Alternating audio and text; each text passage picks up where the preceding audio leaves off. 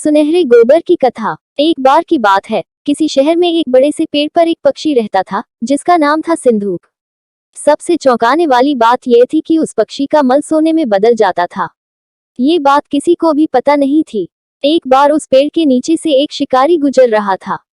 शिकारी उस पेड़ के नीचे आराम करने के लिए ठहरा।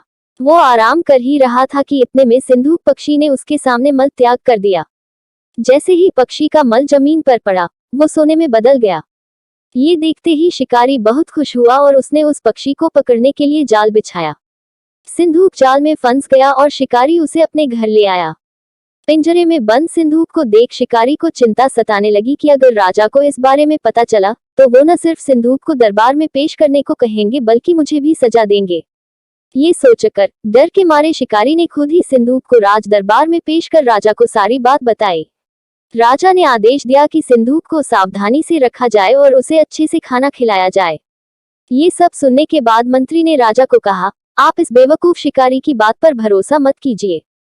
कभी ऐसा होता है क्या कि कोई पक्षी सोने का मल त्याग करे? इसलिए अच्छा होगा कि इसे आजाद करने का आदेश दें। मंत्री की बात सुनकर राजा ने चिड़िया को आजाद करने का आदेश दिया। सिंदूक उड़ते उड़ते राजा के दरवाजे पर सोने का मल त्याग करके गया। ये देखते ही राजा ने मंत्रियों को उसे पकड़ने का आदेश दिया, लेकिन तब तक वो पक्षी उड़ चुका था।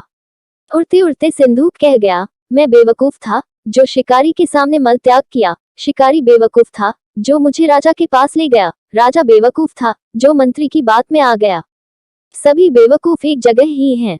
कहानी से सीख, कभी भी दूसरे की बातों में नहीं आना चाहिए और अपने दिमाग से काम लेना चाहिए।